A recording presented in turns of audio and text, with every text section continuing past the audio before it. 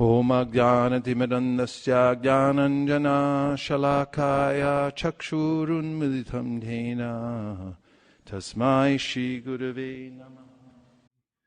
I offer thousands of obeisances to the lotus feet of His Divine Grace, A.C. Bhaktivedanta Swami Prabhupada, my eternal spiritual master, to all the previous acharyas, and to all of you. Thank you very much for dedicating your lives to the process of devotional service under the shelter of Sri Chaitanya Mahaprabhu. Hare Krishna.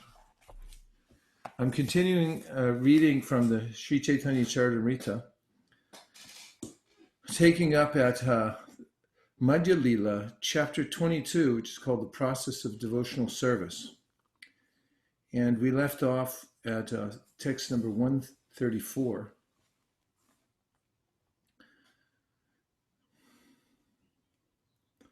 Jai Jai Shri Chaitanya, Jai Nityananda, Jai Advaita Chandra, Jai Gaura Bhakta Vrinda. 134. Perfect. Eka anga sadhe keha, sadhe bahu anga, nishta hoile upajai primera taranga. Eka, one, anga, portion, sadhe, executes. Keha, someone, sadhe, executes. Bahu, many, anga, portions. Nishta, firm faith. Haile, if there is. Upajaya, awakened. Premera, of love of Godhead. Taranga, the waves. When one is firmly fixed in devotional service, whether he executes one or many processes of devotional service, the waves of love of Godhead will awaken. Purport: the 9 processes of devotional service are Shravanam, Kirtanam, Vishnu, Smaranam, Pada, Sevanam, Archanam, Bandhanam, Dasyam, Sakyam, Atma Nivedanam. So elsewhere, Chaitanya Mahaprabhu has described the process of devotional service to be like the planting, watering, and cultivating of a plant. Planting the seed takes place by the association and instructions that come from a Vaishnava. And if one is sincere and takes these instructions, then the seed of bhakti gets implanted within one's heart. And by watering the seed through these 9 processes, especially hearing and chanting, then the seed starts to grow, just like a healthy, normal seed that we plant in a garden starts to grow and sprout according to the way that one takes care of it, especially by watering it. To germinate a seed, you have to give it water and an environment in which it can take root. And then it grows from there. So the goal of Bhakti Yoga is to attain prema pumarto mahan. And that can be attained by hearing from the Cc.Madhya.22.134 and the other Vaishnava scriptures, and performing the 9 processes of devotional service as mentioned here. So especially mentioned here is the word nishta, which means that one should have firm faith. And the nishta really means that one has gone past the anartha nivritti. There are inevitable desires, impressions, bad qualities that one inherits or takes on, assumes, acquires, sometimes Prabhupada says, from previous associations in the material world. And as one takes up devotional service and steadily performs it, these impressions resurface or remain. And also there are various kinds of desires that sprout up just like weeds and so forth. And one has to tolerate this period of practice in devotional service and also be active in removing the weeds and overcoming the obstacles in order to come to the position of nishta. And nishta is noticeable in that one doesn't become disturbed by material desires. and one isn't overcome by sleep. One's not distracted when one's performing devotional service and thinking of doing something else.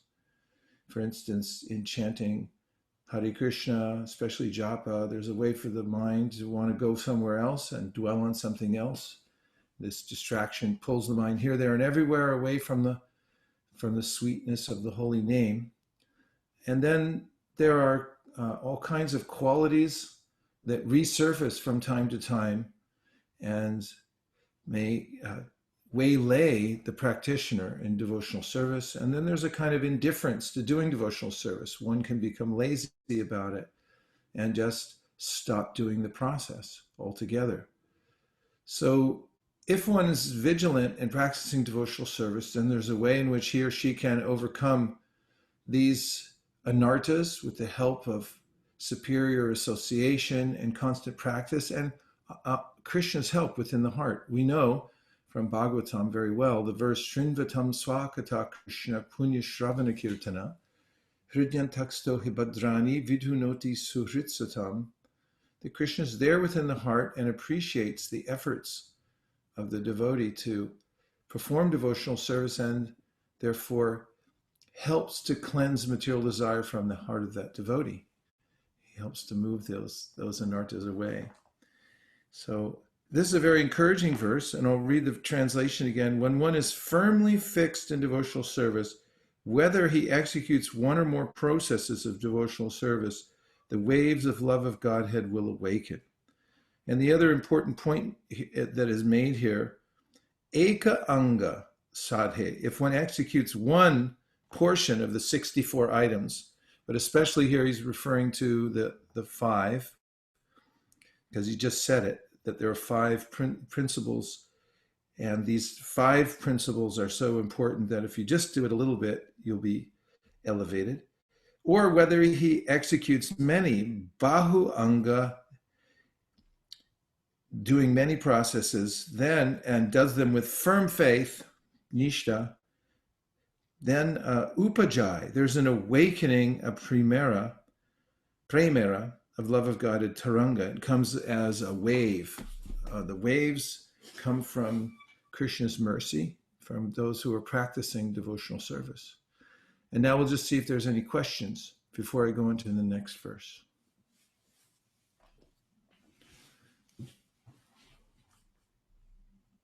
Hare Krishna, Gurudev.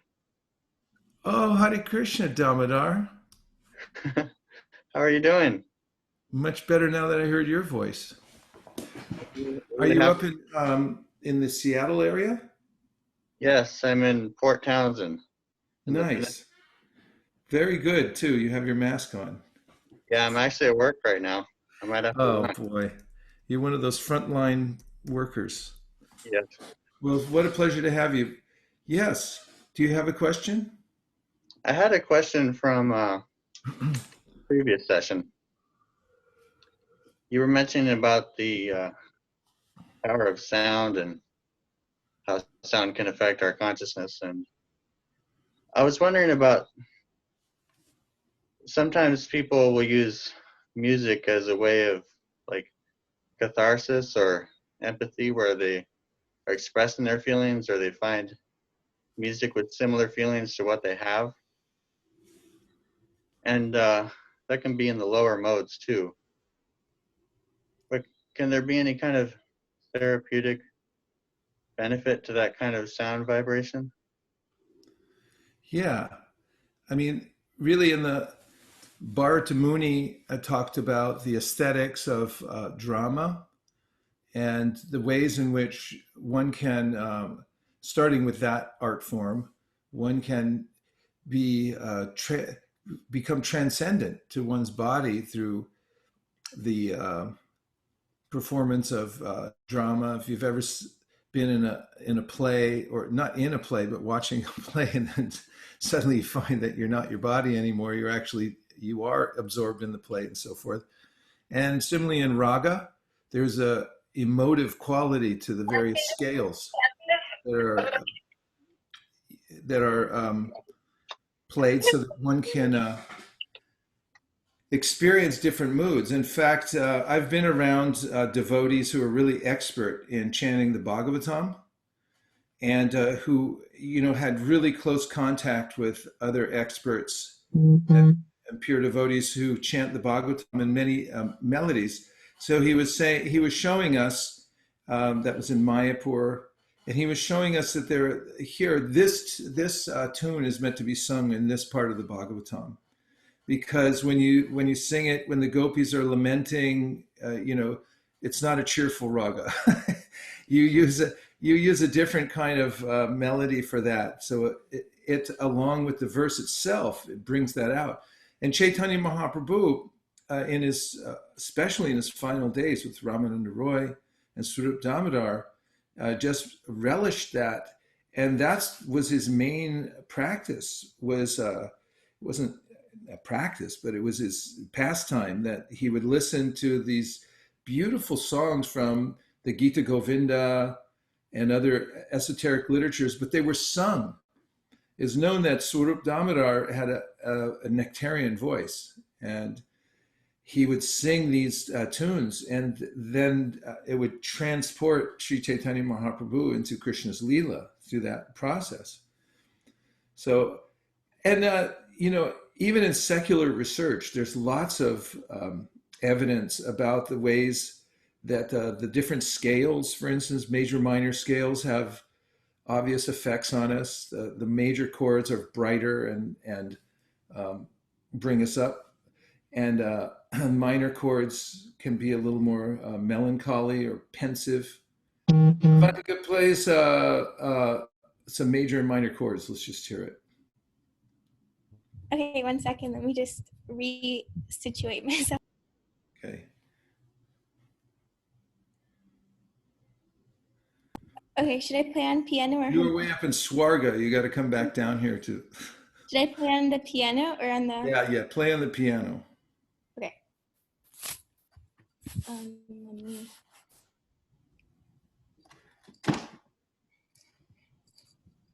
This is a major chord.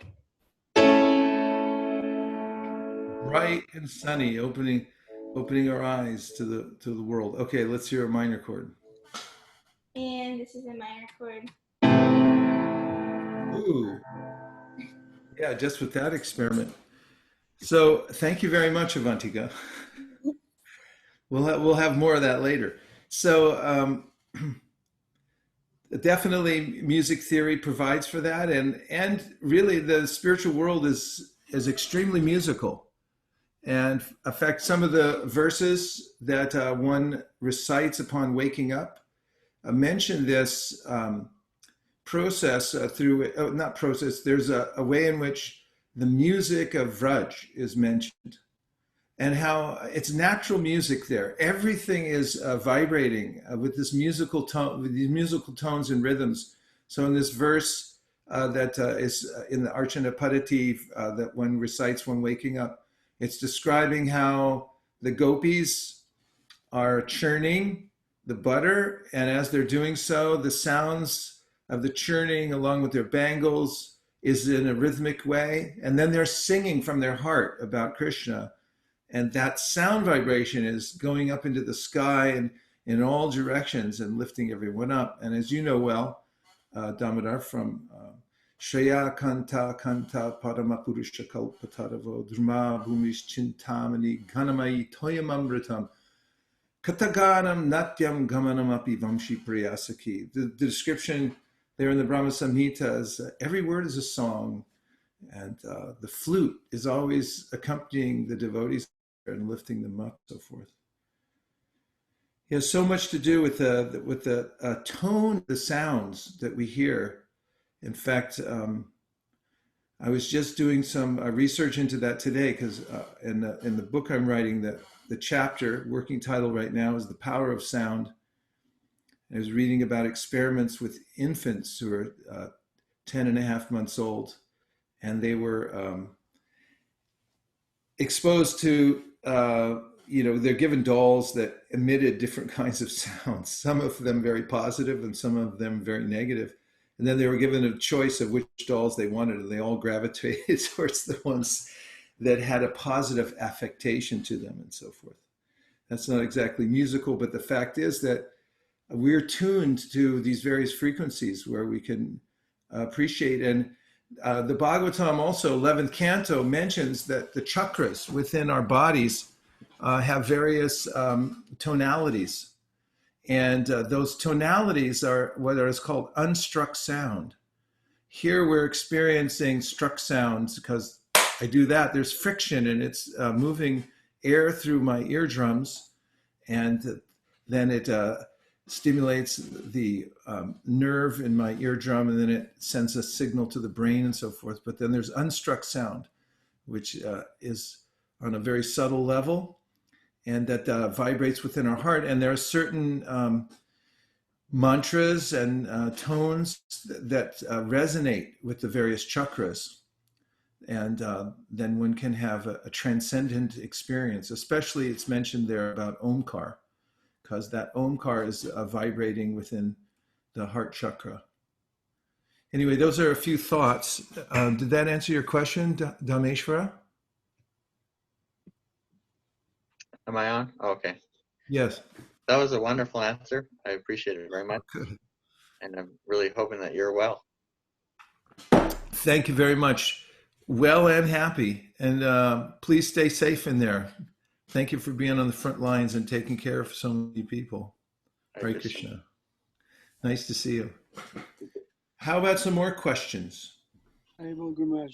This is Bhakta Alex. Hare Krishna. Wow, Bhakta Alex, great to see you. Thank you very much for what's going on so far. So I was curious, it struck me how Nishta, or the way you described it as firm faith, comes after Nartana Vritti. And so the system is set up in such a way that we have to get through a Nartana Vritti while there still may be some lingering doubts there. And so I thought it was an interesting setup, and I was wondering if you could speak on that a little bit. Well, of course, the sequence is mentioned by Vishwanath Chakravarti Thakur. Adao Shraddha Tata Sadhu Sangata Bhajana Kriya Tato Nartan Nivriti Sat Tato Nishta Ruchis Tata Tato Bhavas.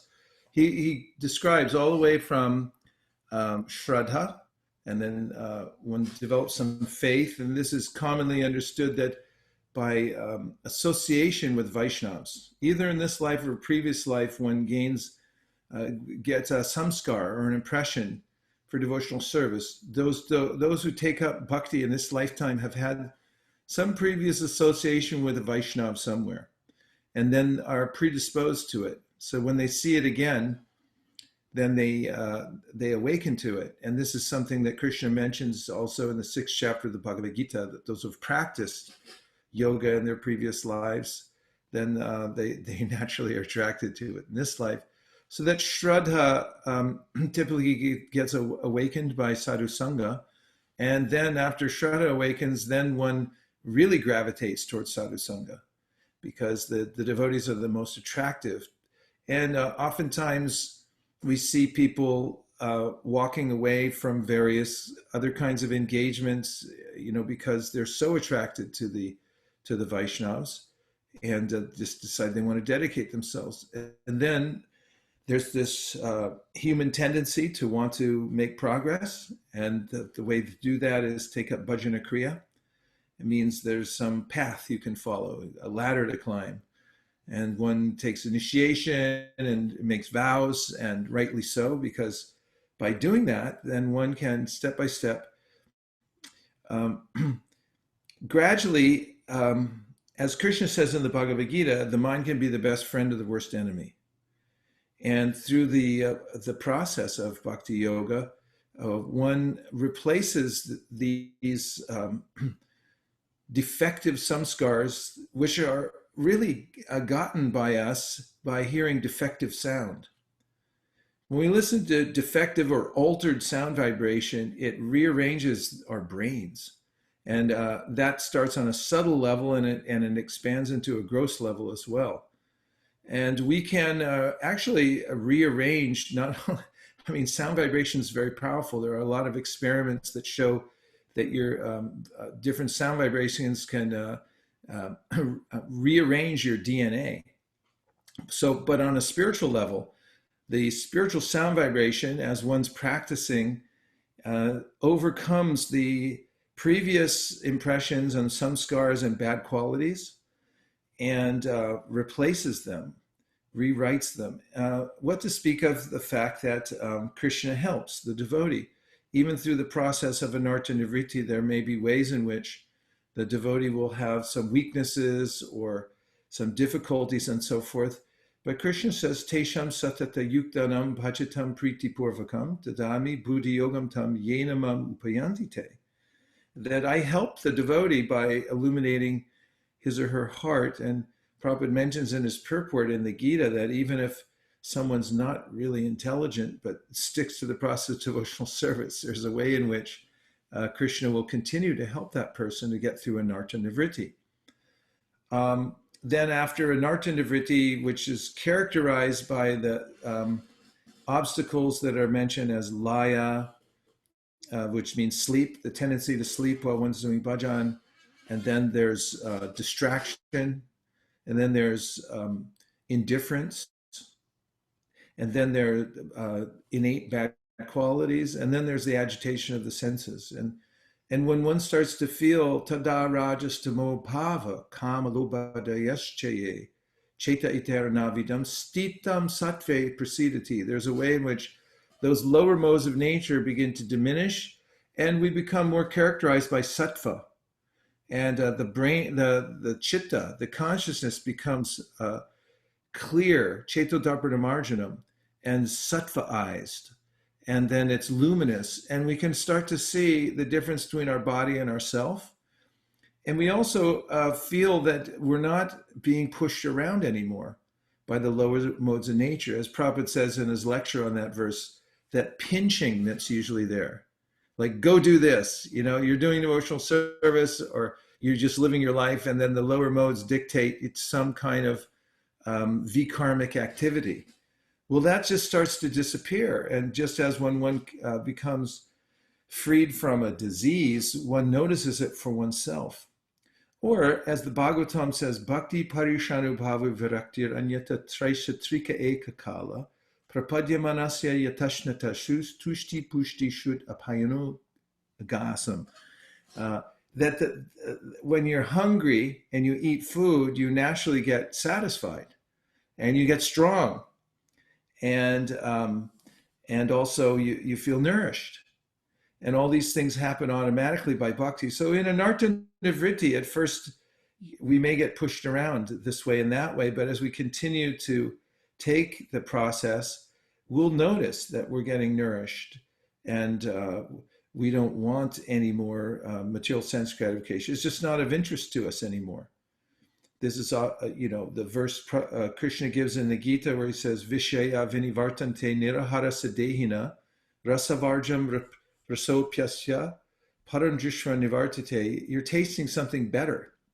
And so gradually the anartha nivritti, the five obstacles begin to diminish so much that you notice it. And then nishta comes. And nishta means the absence of those five things. That's the definition of nishta. And then you really have something there. You feel like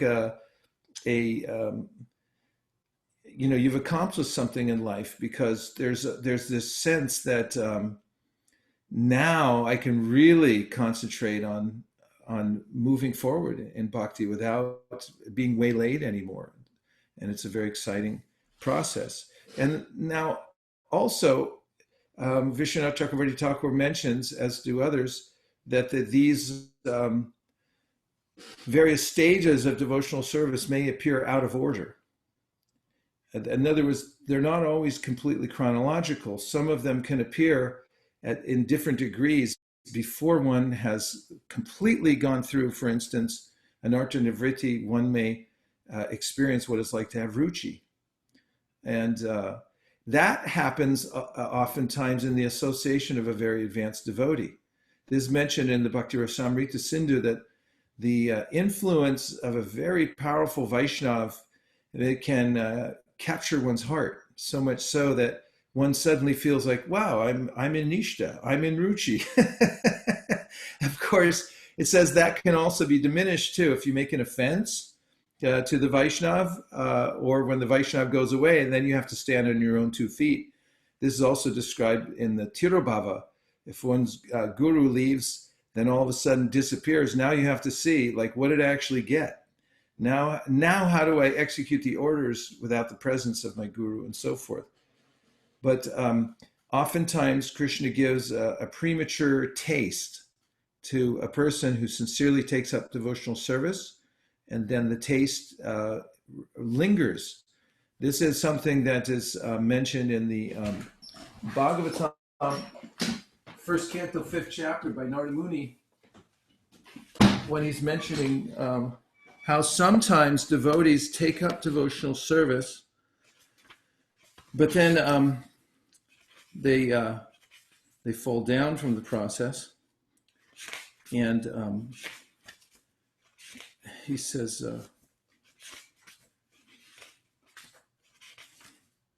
if you want to look at it, it's 1.5.19. Navaijano jatu katanchana vrajen mukunda sevan yavaranga samsritin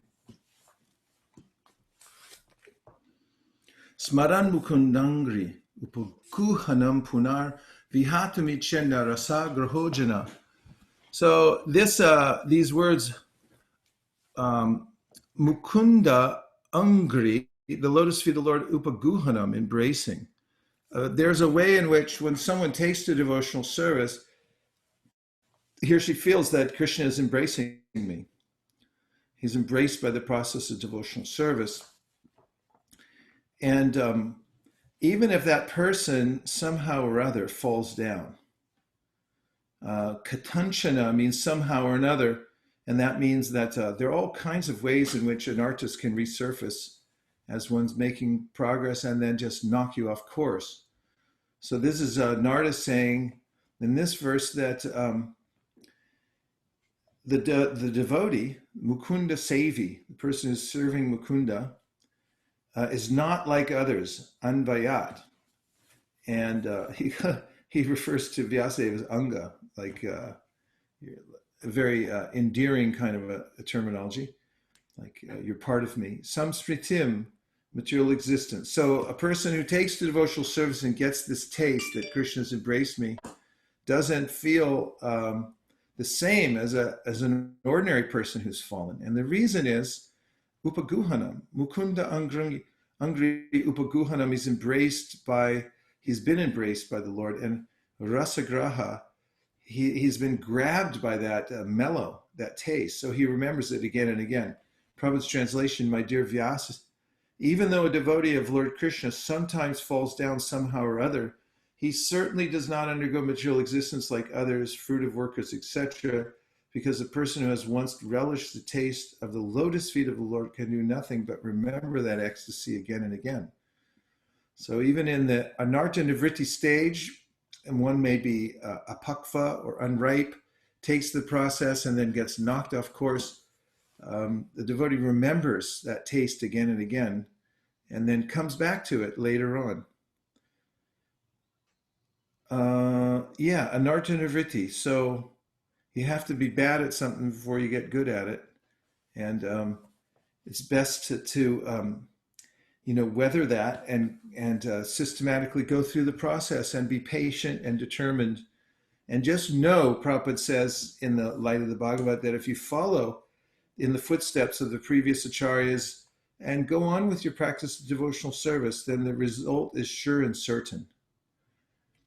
And then it's not as disturbing as if you think like, well, I'll never get there.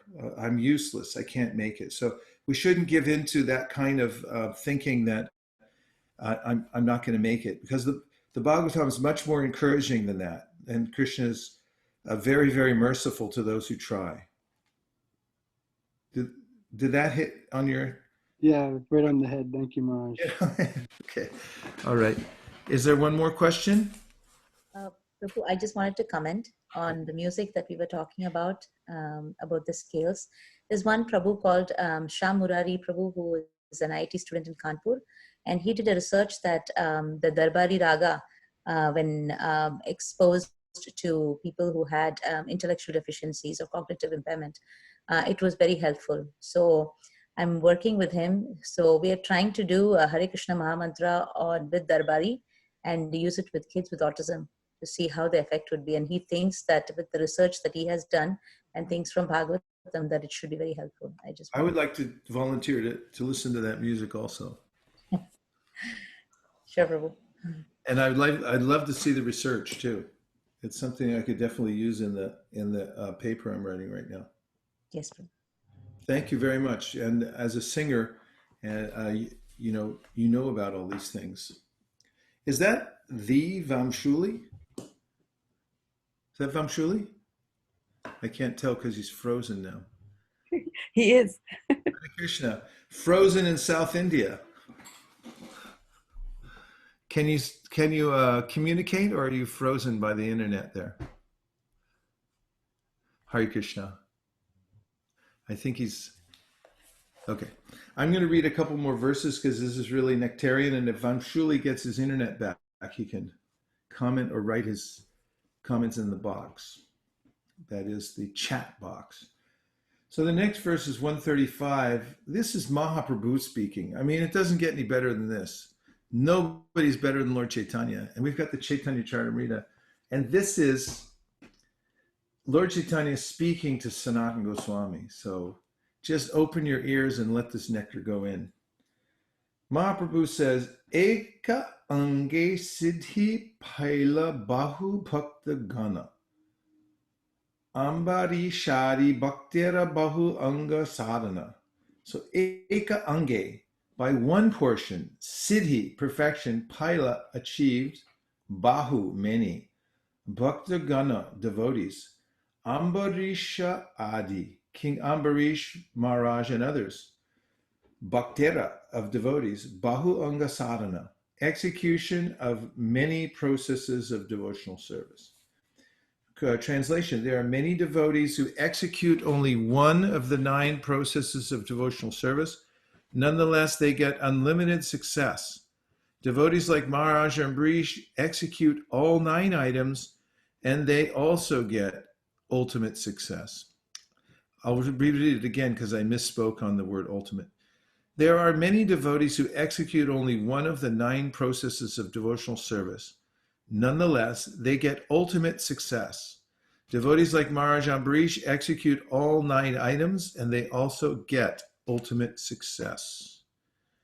Shri Vishnu Shravane Parikshita Bhavad Vaisesika Kirtane Prahlada Smaranita Dangri Bhajane Lakshmi Pritu Pujane Akrurastva Vibandane Kapipatir Dasyeta Sakyarjuna Sarva Swatmani Vedane Balirabhut Krishna Ptire Shampara.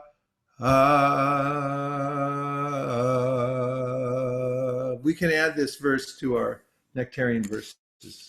I've been meaning to do that for a while. And the last time I was reading that verse, I was driving with Premani Ketana in his car into Vrindavan. So whenever I hear this verse, I remember going into Vrindavan. And here's the translation. Maharaj Parikshit attained the highest perfection, shelter at Lord Krishna's lotus feet, simply by hearing about Lord Vishnu. Shukadeva Goswami attained perfection simply by reciting Cc.Madhya.22.134-142. Prahlad Maharaj attained perfection by remembering the Lord. The goddess of fortune attained perfection by massaging the transcendental legs of Mahavishnu. Maharaj Prithu attained perfection by worshipping the deity, and Akrura attained perfection by offering prayers unto the Lord. Vajrangaji, Hanuman, attained perfection by rendering service to Lord Ramchandra, and Arjuna attained perfection simply by being Krishna's friend. Bali Maharaj attained perfection by dedicating everything to the lotus feet of Krishna. Purport, this verse appears in the Padyavali 53 of the Bhakti Rasamrita Sindhu. And now we have the famous verses that come in the Bhagavatam about Maharaj Ambarish.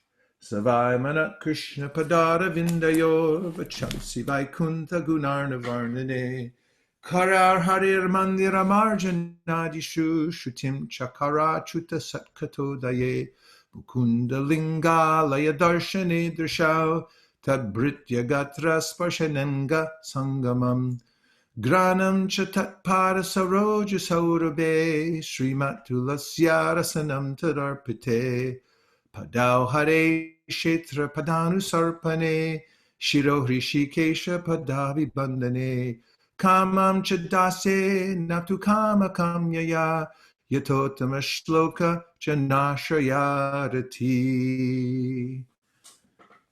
And the translation is, Maharaj Ambarish always engaged his mind at the lotus feet of Krishna. His words in describing the spiritual world and the Supreme Personality of Godhead, his hands in cleansing and washing the Lord's temple, his ears in hearing topics about the Supreme Lord, his eyes in seeing the deity of Lord Krishna in the temple, his body in embracing Vaishnavas or touching their lotus feet, his nostrils in smelling the aroma of the tulsi leaves offered to Krishna's lotus feet, his tongue in tasting food offered to Krishna, his legs in going to places of pilgrimage like Vrindavan and Mathura, or to the Lord's temple, his head in touching the lotus feet of the Lord and offering him obeisances, and his desires in serving the Lord faithfully. In this way, Maharaj Ambarish engaged his senses in the transcendental loving service of the Lord. As a result, he awakened his dormant, loving propensity for the Lord's service. And that from the Bhagavatam 9.4, 18 through 20. Text 140. Kamya Tyaji Krishna Bhaji Shastra Agnamani Devarishi Pitra Tikera Kabunahe Nrini. If a person gives up all material desires and completely engages in the transcendental loving service of Krishna, as enjoined in the revealed scriptures, he is never indebted to the demigods, sages, or forefathers. Purport: after birth, every man is indebted in so many ways. He is indebted to the demigods for their supplying necessities like air, light, and water. When one takes advantage of the Vedic literatures, one becomes indebted to great sages like Vyasadeva, Narada, Devala, and Asita. When one takes birth in a particular family, he becomes indebted to his forefathers. We are even indebted to common living entities like cows, from whom we take milk. Because we accept service from so many animals, we become indebted. However, if one is completely engaged in the Lord's devotional service, he is absolved of all debts. This is confirmed in the following verse quoted from Cc.Madhya.22.134-142. 11:541. And you all knew it was coming, right? When you heard this Bengali verse, you knew it.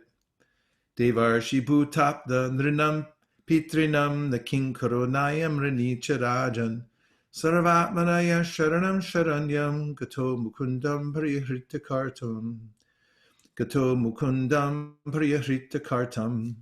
One who has given up all material duties and taken full shelter at the lotus feet of Mukunda, who gives shelter to all, is not indebted to the demigods, great sages, ordinary living entities, relatives, friends, mankind, or even his forefathers who have passed away. Purport: it is said, Adhyapanam Brahma Yajna Pritir Yajnas tu Tarpanam Hamo Daiva Balir Bhauta Nri Yajna Titi Pujanam. By offering oblations with ghee, one satisfies the demigods. By studying the Vedas, one performs Brahma Yajna, which satisfies the great sages. Offering libations of water before one's forefathers is called Pitri Yajna. By offering tribute, one performs Bhuta Yajna. By properly receiving guests, one performs Nri Yajna. These are the 5 yajnas that liquidate the 5 kinds of indebtedness. Indebtedness to the demigods, the great sages, forefathers, living entities, and common men. Therefore, one has to perform these 5 kinds of yajnas. But when one takes to the Sankirtan Yajna, Hari Bol, the chanting of the Hare Krishna mantra, One does not have to perform any other yajna. In Cc.Madhya.22.134-142, Narada Muni made a statement about the systematic performance of Bhagavad Dharma in connection with statements previously made by the 9 Yogendras before Maharaj Nimi. The sage Karabhajana Rishi explained the 4 incarnations of the 4 yugas, and at the end, in this verse, text 141, he explained the position of Krishna's pure devotee and how he is absolved of all debts. Text 142, Vidhi dharma chari bhaje krishnera charana, nishita papa chari tar kabu nahi mana. Although the pure devotee does not follow all the regulative principles of varnashrama, he worships the lotus feet of Krishna. Therefore, he naturally has no tendency to commit sin. Beautiful verse. Purport, the varnashrama institution is planned in such a way that one will not commit sinful activities. Material existence continues due to sinful activity. When one acts sinfully in this life, he gets a suitable body for the next life. When one again acts sinfully, he takes on another material body. In this way, one is continuously under the influence of material nature. Purusha prakritisto hi bhunte prakriti jan gunan karanam guna sangosya sarasad yoni janmasu. The living entity and material nature thus follows the ways of life, enjoying the 3 modes of material nature. This is due to his association with that material nature. Thus he meets with good and evil among various species. Due to our association with the modes of material nature, we get different types of bodies, good and bad. One cannot be liberated from the cycle of birth and death, known as transmigration of the soul, unless one is completely freed from all sinful activities. The best process, therefore, is to take to Krishna consciousness. One cannot take to Krishna consciousness without being freed from all sinful activities. Naturally, one who is very serious about Krishna consciousness is freed from all sinful activity. Consequently, a devotee is never inclined to commit sins. If one is pressured by the law or obligations to give up sinful activity, one cannot do so. However, if one takes to Krishna consciousness, he can very easily give up all sinful activity. This is confirmed herein. Let's take a few more questions.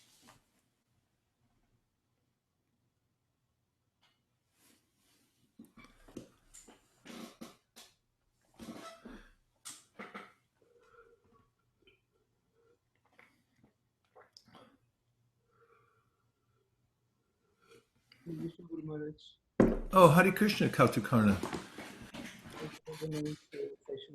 I really like that for the last verse which we read, Bhuta, Devrishi Bhuta, Pitrina.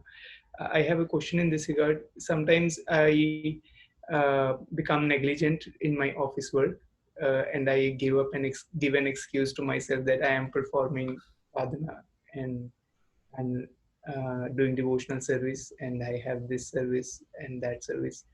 How to rectify that, and how to not take shelter of these verses like we are reading now. So how to rectify that kind of situation, not be irresponsible towards the work and responsibility. Well, Mahaprabhu gave the example that if a housewife is engaged in an outside affair, extramarital affair, and she's doing her housework, she does it more carefully so nobody detects that she's actually thinking about her lover somewhere else. And so he said, those who are obligated to work in the material world, which is, what Krishna says in the Bhagavatam, Tava karmana kurvita na nirvidyete yavata matkata shravanadova shravadyadam najayate. Until one's awoken, spontaneous love for Krishna, one has to follow carefully in the varnashrama, because that's there to protect us in various ways, as Prabhupada mentioned earlier, and not think, oh, I'm liberated, I can do whatever I want. So you have to be a little careful and strict to do your duties carefully so you don't get distracted. I mean, it's a fine line. There's a balance in life. You got your devotional service and you also have your career. And it's usually best to do your career expertly and without cutting too many corners so that you can not have to make up for things and be disparaged, or of course you probably get disparaged in the corporate world anyway. But be expert. Devotees are daksha. They're expert, so do your work expertly. Bhaktivinoda Thakur was extremely expert at his work. He cleared his docket faster than anybody else, but there were fewer cases overturned. And he did it so efficiently, and at the same time, he maintained his family. At the same time, Arya and so forth. So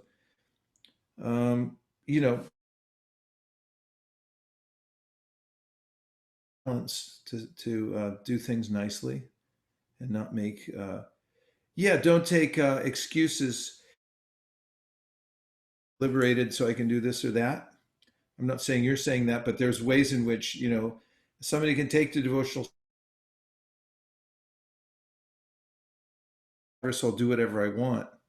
But a devotee is more careful to perform duties properly in the world, to maintain body and soul, so he doesn't get entangled or dragged into all kinds of unfortunate circumstances.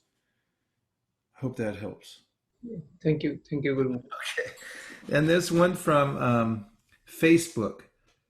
Stephanie, thank you for writing. She says, what should we do when we don't find this taste? Because in theory, I know that Krishna is in his holy name, but in practice, sometimes I cannot find him. And for experience, I know that there are some days that I cannot connect with him, but there are many days that I cannot find him. Is like he is hiding himself.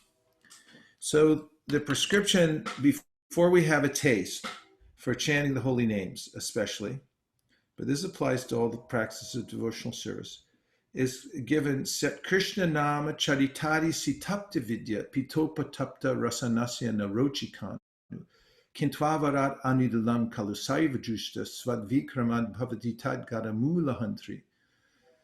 Rupa Goswami says in the beginning, when we take to the practice of chanting the holy names, that we may not just not have a taste for it. In other words, we're not tasting the sweetness, but it actually may taste bitter. And he said this is just like the disease jaundice, which makes everything taste bitter, including the curative for jaundice, which is sugarcane juice. And if anybody in India has had sugarcane juice, but anybody else, and maybe South America or whatever, but Americans generally don't get that. But it's just fabulous. I mean, when I lived in Bangalore many years ago, that was one of my mainstays. I just take my cup down there and fill it up, put a little ginger and lime in there, and you're talking about flying to Swarga within 5 seconds. It's so sweet and nice. I think I drank gallons of that with no visible effect somehow or other. But even that tastes terrible when you have jaundice. So he says you keep taking the sugarcane juice because it'll help cure your liver from the disease. We have a similar disease called avidya, which means ignorance. And we have to cure it by taking the medicine. So in the beginning, when you don't have a taste, you can get a taste by being dutiful. If you say, I don't have a taste, but I'm going to do this anyway, there's a taste in that. People all the time from doing their duty, they get a taste. Not only that, they're admired by people. It's like, why are you doing it? You don't have to. It's like, it's the right thing to do. So I'm doing it. And then suddenly, because you're doing the right thing, you start to feel, better about yourself. That's a kind of taste. And other people appreciate you. And Krishna appreciates you when you do your chanting, even though, because it's a service. Sevo mukhi jivado, you're serving Krishna with your tongue, even if you don't feel like it. Now, here's another important point for you, Stephanie, and that is that Krishna, at the end of the 3rd chapter of the Bhagavad Gita, says Evam buddhi param buddva samstabhyatmanamatmanaha jahi shatra mahabaho kamarupam durasadam. He says in the beginning, before you have that taste, you have to use your intelligence to overcome the unruliness of the senses. And the intelligence can be fortified by reading Bhagavad Gita, which is Prabhupada calls the Vedic intelligence. So one thing that will help your chanting and your process of devotional service is read at least 1 chapter of Bhagavad Gita a day, because then Krishna enters into your intelligence, and when it comes for time to do devotional service or make decisions about your life, then there he'll be for you in the form of his voice from the Bhagavad Gita, instructing you, and you'll be able to overcome all the obstacles of conditional life by his grace, by listening to Bhagavad Gita. And then as you continue to chant and get association with advanced Vaishnavas, magically you'll start to develop this sense of, you'll develop a real taste when the avidya subsides. I hope that's okay, Stephanie. Any insight, Amit Chowdhury, any insight on how to deal with uncertainties in life? Yes. Krishna mentions in the Bhagavad Gita that the material world is an unstable place. He points out that it's being constantly annihilated and then recreated. It's never the same. So we're going to the first way to deal with uncertainties is to know that uncertainties abound. There's never a time when we can be certain about anything in this life. And we have to take a different perspective, because if I think, look I'm an American, therefore things should be like this. You can't count on that. I'm Indian, I'm a man, I'm a woman, I'm this age. Anything can happen at any time in the material world. Therefore, it's called padam padam yad vipadam. Bhagavatam warns us. In fact, Bhagavatam is so much our friend, and Bhagavad Gita, nobody else tells us this stuff very clearly, straightforwardly. But Bhagavatam says, be ready for uncertainties and take shelter of Krishna. And if you take it that whatever happens to me in this lifetime, I will tolerate it, and I'll take shelter of Krishna and his instructions and his process of devotional service and his holy names. And if we do those two things, learn to tolerate that things don't go our way, and that there's going to be uncertainties, and take shelter of Krishna. Krishna is the only certainty in this world. And that is that if this is certain, the sun may go cold and the moon may turn hot, but Krishna always keeps his word. You can be certain about that. This is one of the qualities of Krishna, as he's always there for us. So this is the only safe position. And the best way is to really develop a relationship with his holy names. And Namrata said, thank you. I really like this. Get the taste by being dutiful. Yeah. That's a general principle, that when we do the right thing, it's in sattva gun. And if we do the right thing for Krishna, then there's a kind of natural expansion of our consciousness where we feel bigger. We grow by doing that. Anything else from in the live Zoom room?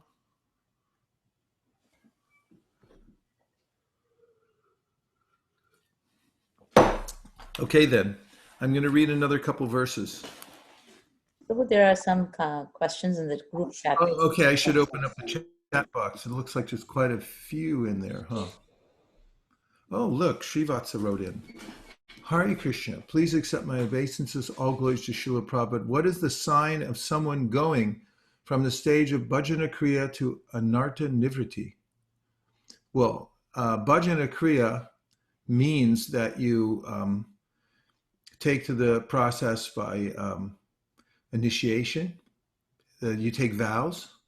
Like, you know the verse, Krishneti yasya giritam manasadriyeta dikshasti chet pranati bishta bhajantamisham shushushaya bhajana vignam ananyamanya nindari shunya hridam ipsata sangha labhya. There's a way that if one dedicates oneself to the process of devotional service through diksha, divya jnanam yuto dadyat, kuryat papa sisankshayam, tasmat dikshesi sa prokta deshi kais tatva kovidai.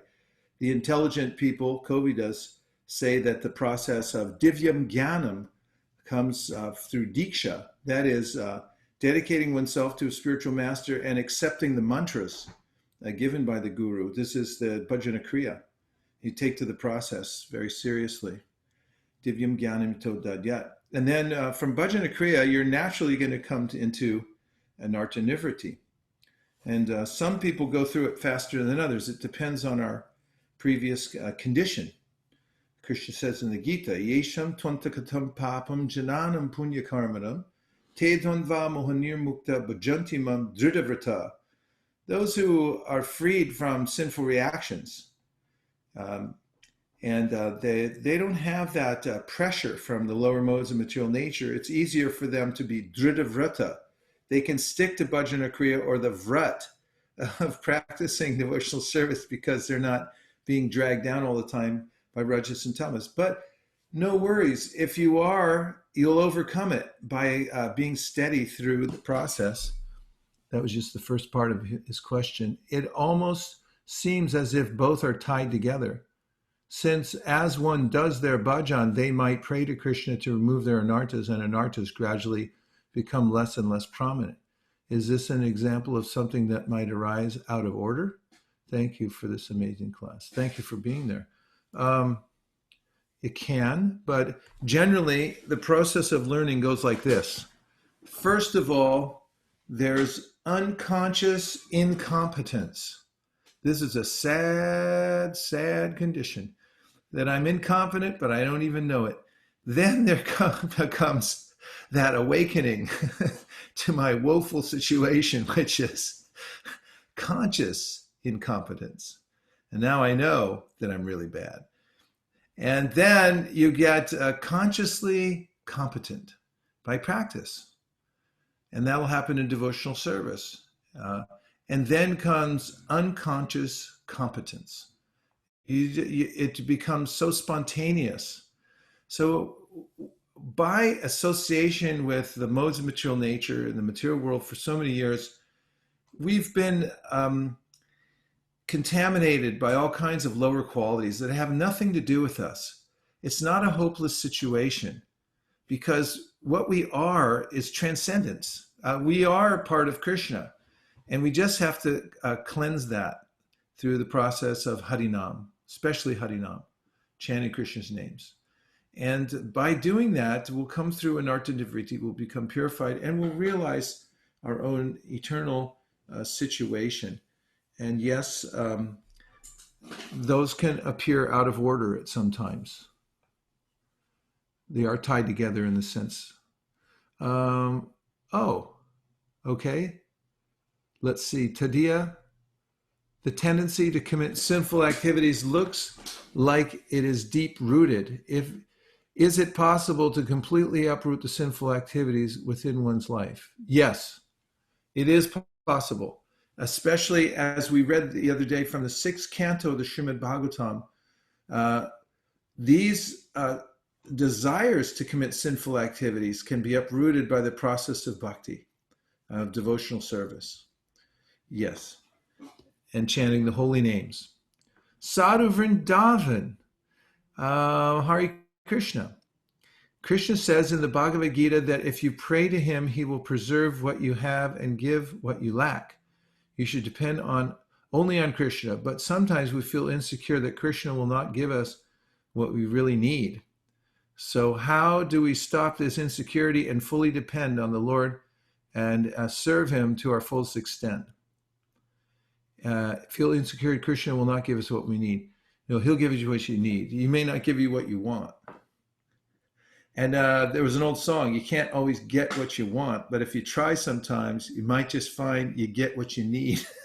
That was a popular song in the 60s. And so that's true with Krishna too, because for devotees, he has our best interest in mind.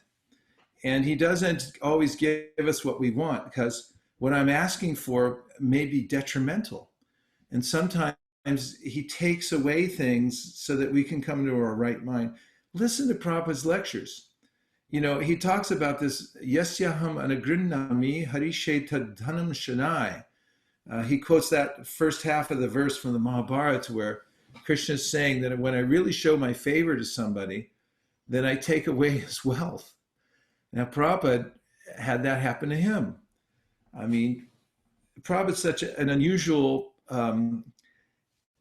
being in this world.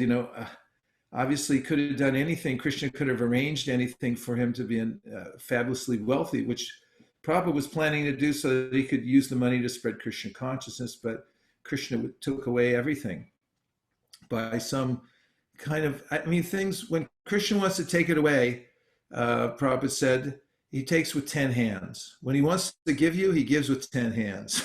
So don't worry about it, because it's either going to come or go. And the fact is that in any time, Krishna can give or take according to what we need for devotional service. So the more we depend on him and just see what we need. Now, this is what I was actually thinking when you asked that, is Krishna recommends in the Bhagavad Gita, yadrishcha labasantushto, practice satisfaction. This is actually also in the 17th chapter of the Gita, where Krishna says the austerity of the mind is satisfaction. You have to practice it. And so how do you do that? Krishna says, yadrishcha labha santushto. Be satisfied with what comes of its own accord. Try that and see what happens, because if you practice it, you start to see that actually, I don't need much. I don't need anything. I just need to get my bhajan going. If I get my bhajan on, then there's this sense, like if you're sitting here in the morning time and the sun's coming up and the birds are chirping and you've got, 10 rounds finished and, you're feeling the flow by chanting Hare Krishna, you're like, what do I need? What do I actually need? What do I need? Maybe later a little cup of khichdi. And, I'll take a little attar with that. That's it. And then, a papadum. Bus, little coriander on top. I'm fine. I don't need anything, and then some service after that. A devotee's simple because he's getting a higher taste and go, I don't want anything. I just want to hear Bhagavatam. And I just want to go do some service. And whatever, when we have that, then we have real opulence in our life. And Krishna can give and take. Sudama Brahman, he was the poorest of the poor. His cloth was all torn and old. He lived in an old wrecked hut. They didn't have enough money. He was skinny like anything. And then his wife said, you should go see Krishna in Dwarka, your old friend from Gurukula. And she was thinking, maybe he'll give you something, And when he was leaving, she got some chipped rice from a neighbor. And Sudama was embarrassed about it, but, she was dutiful. She tied it up in a little piece of cloth and gave it to him, and he tucked it away. And when he got to Dwarka, Krishna honored him and washed his feet and sat him on his own bedstead, and he was worshiping him, and then talked to him about the old days and how they were lost together in the forest during Gurukul when they were looking for wood for their guru, and the guru came, his guru Sandipani Muni came and saved them the next day. And he blessed them because they had put this austerity for him.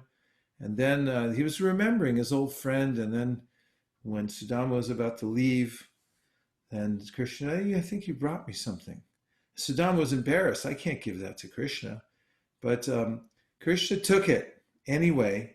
And he took one bite of the rice. And then Rukmini grabbed his arm. She said, no more. And I'm already so much indebted to him just for this one little offering that he gave. And then he went home thinking about Krishna. He said, well, he didn't give me anything. I didn't want anything. And when he got back to his old ramshackle hut, it wasn't there anymore. And there was this palace that was more opulent than Indra's. And there were beautiful demigod-like people, Gandharva-like. They're offering prayers. And his wife came out. She was transformed into a beautiful maiden, the most exotic clothes and everything like that. And then, this was Krishna's arrangement for him. So Vishwanath Chakravarti Thakur says at the end of that commentary of that Leela, he says that Sudama was attached to poverty. He didn't want anything. So Krishna gave him all that to show that a devotee, it doesn't matter if you have a lot or you have a little. For a devotee, it's the same. So we have to adjust ourselves through satisfaction is the short answer. Oh my goodness, we're piling up questions here. Sadhu Vrindavan, thank you for that.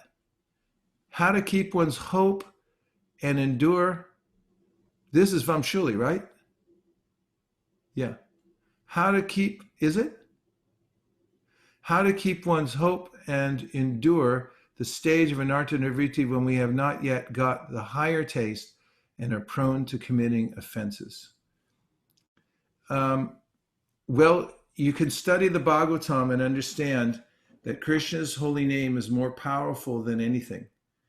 And also, always do your best to develop a penchant for avoiding offenses. That's one of the most important things that you can do, is to develop ways that you can overcome the propensity to commit offenses. And Ronak, okay. It is truly incredible to note that verse regarding achieving success by just even one following activity of devotional service. Which activity out of the 9 should we then focus on exclusively if even following one activity can give us the ultimate success? Chanting Hare Krishna. You should chant the holy name because everything's there within the holy name. Harinama, Harinama, Harinama eva kevalam, kalau nasteva, nasteva, nasteva gatiranyata. So you should really culture that. Take shelter of the name and chant all the time, 24 hours a day. Dhanavari, I like the point, param drishva nivartate, from Gita 2nd chapter. Thank you very much. Yes, it's an important point. Okay. Sri Lakshmi, I'm starting to get serious about Krishna consciousness. I finally chant for 2 hours. Good for you. 1 hour in the morning and 1 in the evening. I have a long way to go with clearing up food habits of family. It's a struggle, but I am determined to stay on the path. How I can make small progress and still be hopeful that I will get to higher state of devotional service. Well, understand that there's no material impediment to devotional service. And despite the fact that you might be in an uncomfortable situation right now that's not completely ideal for practicing devotional service, don't worry. Just do your level best where you are now with what you can do. Stanestita shrutikatam tanuvan manobir. If you stay in your position, because you can't get out of it anyway, and you do the process is devotional service, Krishna will make the arrangements. Raghunath Das was a famous devotee of Lord Chaitanya Mahaprabhu, and he was surrounded by family members that were, they were devotees, but Mahaprabhu considered them materialistic. And Raghunath, when he saw Mahaprabhu, he just wanted to run away and join him. And he tried to, but back then, parents figured that they owned their children. And they kept coming after him with the guards and bringing him back. And then they got him married to a really beautiful girl, and he still wanted to run away. And the mother, Raghunath Das's mother, said, why don't you tie him up And his father said, if he's not tied up by this girl, she's so beautiful, then no rope's going to tie him. No rope's going to tie him to this world. And when Mahaprabhu heard about all his escape attempts, he told him, don't be like a crazy person. He said, you stay there, you do your duty, and you keep chanting Hare Krishna. When the time comes, then you'll get the opportunity. So Sri Lakshmi, don't worry, whatever situation you're in, even weird food habits of the family, this and that, if you go on chanting Hare Krishna, look for the opening. And when you find it, then Krishna will give you an opportunity. Even the gopis, some of them had family situations that were oppressive. However, those gopis, when the rasa dance happened, made the most advancement because they were held back, and the desire to join Krishna became intensified so much. The acharyas say it burned up any last vestiges of connection to the material world. So don't worry about your external circumstances. Just attend to the devotional service that you can attend to now, and you will not only survive, but you'll be accepted by Krishna in his inner circle. Dhruva Mania said how to overcome fear. So fear comes from illusion. Bhayam dvitiya abhinibesha syat. Syat means arise, and bhayam means fear. So bhayam dvitiya. Dvitiya means that I think that I'm something I'm not. So in a dream, if I feel like I'm being chased by a tiger, I get all scared and I'm breathing heavily and perspiring. And then somehow someone wakes me up, and then I look and it's, oh, I'm in California. There's no tigers here. I'm okay. So the way to come out of fear is to understand your eternal spiritual nature. I can tell you, when I was growing up, I was very preoccupied with death. I was afraid of death as a child. I used to dwell on it. I've talked about this many times, so I won't go into the details. But it was definitely a preoccupation in my mind. And I remember the day that I got the Bhagavad Gita. And I started reading the second chapter of the Gita where Krishna said, you don't die. And I just sat there for an hour looking at that verse over and over again. That Krishna said, you can't be killed. You can't be cut. You can't be burned. You can't. And I from that second, I felt such a burden lifted that why should I be afraid? So we have to go back to Gita and hear what Krishna is telling Arjuna. Arjuna was afraid. He was afraid that his family would be killed, and then who was he going to show off to for winning the war? And what's going to happen to this and that? And Krishna said, you're speaking like a fool. Asochanan vasochastvam pragyavaram shtabasase gatasuna gatasumsta nanu shochandi pandita. You're talking like a learned person, but you're actually a fool because you don't know this simple thing. You're not your body. So not only do you have to cultivate that knowledge, but you have to practice devotional service in such a way that you can start to see the difference between the body and the self. That's the only way to come out of fear.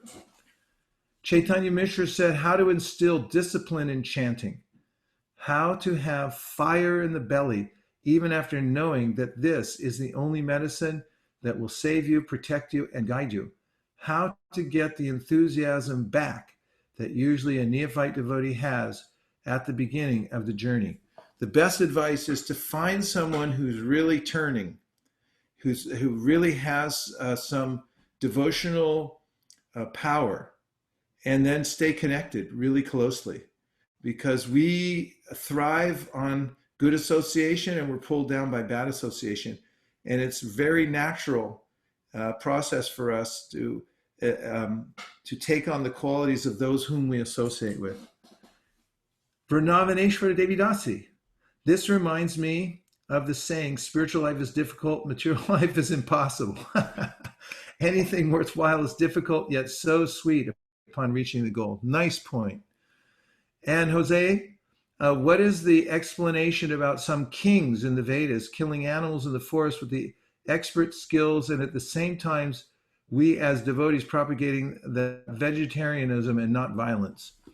Well, the kings were Kshatriyas, and it's a very big responsibility to protect the citizens from all kinds of dangers. And shat means to hurt or to do violence. So kshatriya is somebody who knows the art of doing violence. And so in order to practice that, kshatriyas would go off in the forest and they would practice the art of killing, because killing's not so easy, actually. You really have to be trained in it. Even in the military, when they bring in people who have to kill for protecting the state, they have to train them over and over again that, you know, you got to kill some, you have to kill somebody. And that's not easy. It takes training. So Kshatriyas would do that for that reason. And the second part of your question about vegetarianism, we're not really vegetarians. We're prasadamatarians. We don't dwell on vegetarianism or non-vegetarianism. What we dwell on is that we serve Krishna. And we offer our food to Krishna out of love, and we don't offer Krishna any, you know, violent things. Of course, you know, we adhere to nonviolence. Krishna mentions it in the 13th chapter, 8th to 12th verse, 8th to 13th verse, where he says that one should be nonviolent in one's lifestyle. So it's there to a certain degree, but the main point about our eating habits is that we do it because we're devotees of Krishna and we eat prasadam, food offered to Krishna. And Krishna likes patram pushpam palam toyam. If he asked us for something else, we'd have no compunction about it at all. And you know, Garuda's not a vegetarian. He's a great Vaishnava. He carries Vishnu around wherever he goes. He eats snakes. That's why Garuda couldn't stay at the churning of the milk ocean, is because Vasuki was there. And so they said, yeah, Garuda, you got to go now, because Vasuki will be too nervous if you're here. You won't be able to churn the Mandara mountain in the ocean of milk. Okay. Any last questions? I have a question. Yes, Dharmeshwara Prabhu. Hare Krishna. That is Dharmeshwara Mahaprabhu Prabhu. Das. Thank you. Thank you, Maharaj. And the verse Apuryamana Machalam Pratishtam, Krishna compares a sage or a devotee to the ocean. And I was wondering if you could unpack for us how that metaphor applies, and what way the devotee is like an ocean. Yeah, what a good question, and such a beautiful verse. Puryamana machala pratishtam samudramapa pravishanti yadvat tadvat kamayam pravishanti sarve sa shantamapnoti nakamakami. So here, Krishna gives this beautiful metaphor about how a self-realized person is like the ocean. So the ocean has millions of rivers pouring into it, but it doesn't change. In other words, it's so vast that it remains at the same level without being influenced by all these rivers. So then he says, in the same way, tavat kama yam pravishanti sarve sa shantam atnoti nakama kami. A devotee is not a kamakami. A kamakami means one who chases after material desires. So Prabhupada points out in his purport to that verse that although the material desires may be flowing into the mental system of the devotee distinguishes between his real self and his false self. The false self is the false ego of thinking I'm this body, and these urges that are coming on need to be attended to in order for me to be happy. But a devotee, even at the preliminary stage of waking up, starts to see that actually I'm not my body, and I'm not my mind either. The first symptom that Krishna mentions when Arjuna asks him, what is this state of mind of a self-realized person, a stita pragya? What is it like to be situated like that? And Krishna says, prajahati yadakaman sarvan parta manogatan atmanyevatmanatushta stita pragnas tadochite. So prajahati means the ability to pull back from something. Like pratyahara, it's one of the stages of Ashtanga yoga where you're able to withdraw from the external sense objects and also the urges of the mind. So pratyahara and prajahati yada kaman sarvan partamanogathan. So the person who's becomes situated in the higher self and is atmaniva manatushta, means that he's feeling satisfaction from seeing who he actually is and relishing that relationship that he has with Krishna. It's not, he's not compelled to run after the products of the mind. And the mind is like a little factory. It's constantly creating these, what Prabhupada calls unnecessary necessities. One of Prabhupadaisms. Unnecessary necessities being created, and they're coming out on a conveyor belt of the mind constantly. And so when one's a yogi, one is trained that, like, don't chase those. You don't have to grab them off the conveyor belt. Let it run. It's just going to run. So at the same time, he's experiencing a higher taste. So this is a sign that one is advancing, stita pragnastadochite, and is becoming fixed in consciousness, is when one can experience happiness within oneself, a satisfaction, and doesn't need to chase anything else. And then one's like the ocean, very, very deep and sober, and sees that things come and go of their own accord here in this world. And this is advice given by Krishna in the Bhagavad Gita, that things come and go, like winter and summer seasons. Narada in the Bhagavatam says, you know, don't chase after that which is going to come of its own accord anyway, and don't try to keep away unhappiness, because there's a natural way it comes, but don't relate to it. Just see that I'm only passing through this world. Like right now, you know, during this great upheaval in the world, there's an expectation the mind might have that, you know, I want things in a certain way.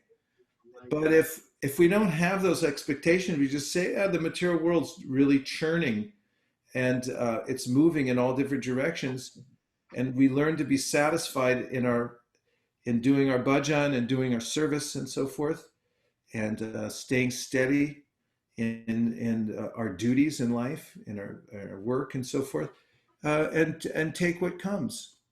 Then we'll be like that ocean. We won't be disturbed by all the different kinds of desires or other kinds of changes that are going on in the world. Was that okay, Dhameshwara? That was wonderful, Maharaj. I've been finding so much inspiration in those verses lately, and I think in the past I had a lot of focus on stopping material desires, but now I'm finding the more I'm just satisfied in my heart that I'm able to just let things go, just come and go, and I get realizations about these verses, like, just really quickly. They're so nice. They're timeless, aren't they? Yeah. Yeah. Just like, I was thinking about Sthitta Pragya, like I've been wondering for a long time exactly what that means, and it occurred to me in relation to that verse, Dhyato Vishayan Pumsa, there's this kind of pathway of degradation our mind can go down, contemplating things that are against our moral and spiritual values, and then we get invest our energy in that, and we get all these desires, and we get frustrated and confused and do stupid things. But Sthitta Pragya means someone whose consciousness doesn't go down that pathway because they're satisfied within themselves. They don't find any appeal in it.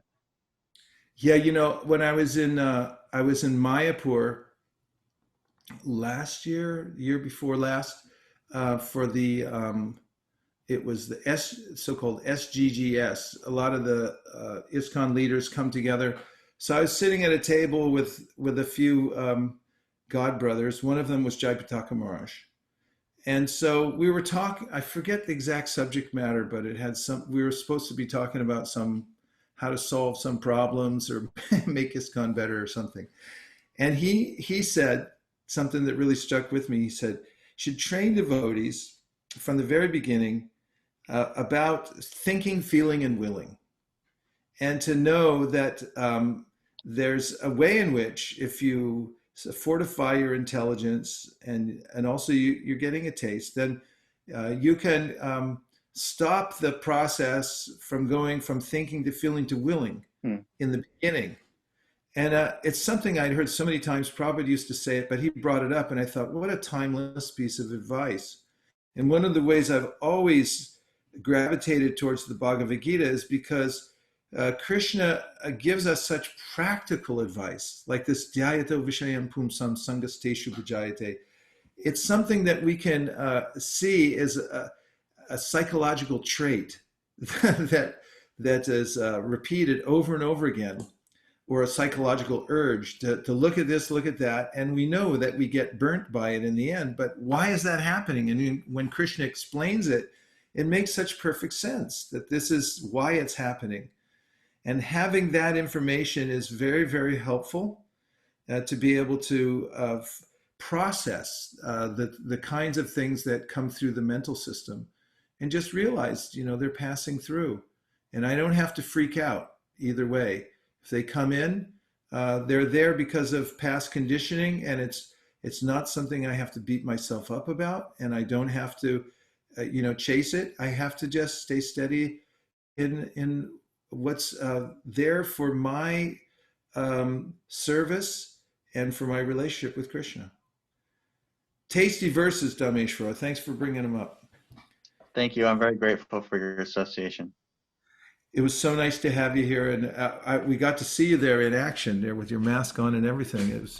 It's a harrowing thing that you're doing, and thank you. Okay, I think it's past the time when this class goes. The class usually goes till when? 10? Anyway, it's way past our bedtimes, everybody. We should take rest. But it's such a pleasure to be able to take shelter of Krishna's instructions at any time of day or night. So just remember Bhagavad Gita, because don't overlook the Gita. There's so many books out there nowadays, but if you get solid in the Gita, that's real nishta. That's where it comes from. You have to fortify your intelligence, become a lover of the Gita, start there, and get through anartha nivritti with the help of the Bhagavad Gita. Krishna's non-different from his words in the Gita, and if we take shelter there, we'll be saved. So much trouble. So thank you very, very much, everyone. And there are more questions. We're going to save those. Somebody will copy them off of the board and off of the text box, and we'll get back to you. Because we ran out of time, I think. Kita sindhuve cha patitanam pavnebhyo vaishnavebhyo namo namaha. Everyone, please keep the transcendental vibration going. Never stop. Keep it going 24/7. Hari Hari Bo. Hari Hari Bo. Nachari Armarman, Nachari Armarman, Nachari Armarman, Nachari Armarman, hey, Nachari Armarman, Nachari Armarman, Nachari Armarman, Nachari Armarman.